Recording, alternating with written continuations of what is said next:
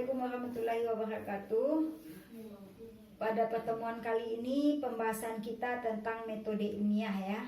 Ini adalah materi kelas 10 semester 1 ya. Nah, kenapa kita belajar metode ilmiah ini?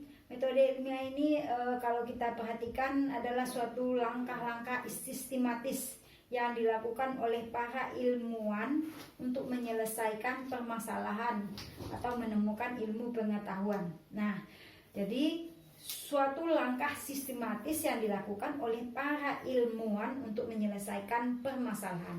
Nah, kalau kita perhatikan saat sekarang begitu banyak permasalahan-permasalahan sains yang membutuhkan jawaban ya, yang membutuhkan jawaban. Saat ini saja kita sedang menghadapi suatu permasalahan yang cukup besar, yaitu dengan mewabahnya virus COVID-19 ya. Nah, para ilmuwan sedang berusaha untuk menemukan vaksin atau bagaimana cara mengatasi wabah tersebut.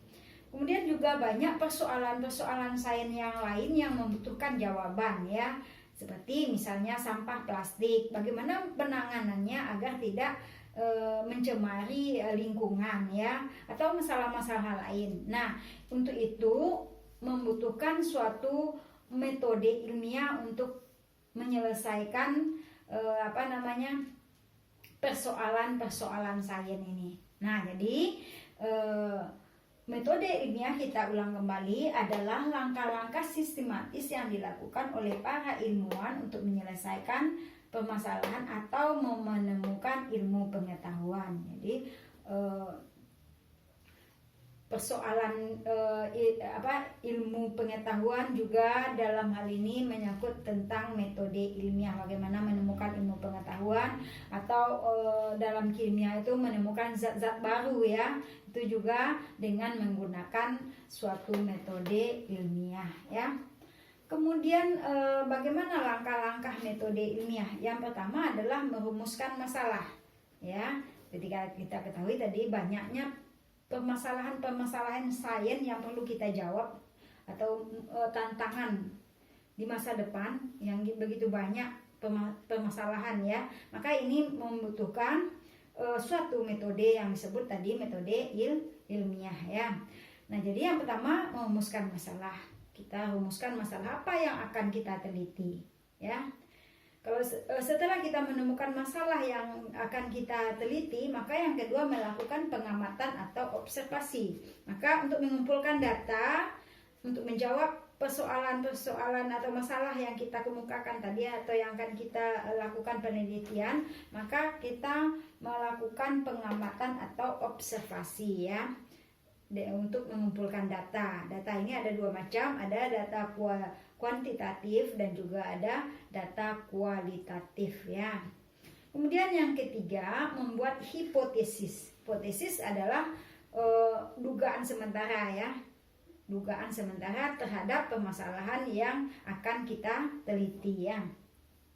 Kemudian yang keempat, merancang dan melakukan eksperimen ya. Di dalam melakukan eksperimen ini kita menentukan variabel penelitian ya.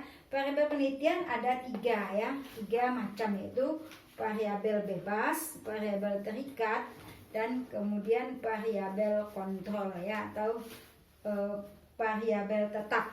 Nah, variabel bebas adalah suatu variabel yang sengaja diubah ya, yang sengaja diubah untuk melihat pengaruhnya terhadap hasil percobaan. Jadi variabel bebas merupakan variabel yang diubah, sengaja diubah. Kemudian variabel terikat. Variabel terikat adalah variabel yang diukur atau yang akan diamati ya, sebagai hasil eksperimen atau sebagai hasil percobaan ya. Nah, jadi variabel terikat adalah merupakan variabel yang akan diukur atau yang akan diamati.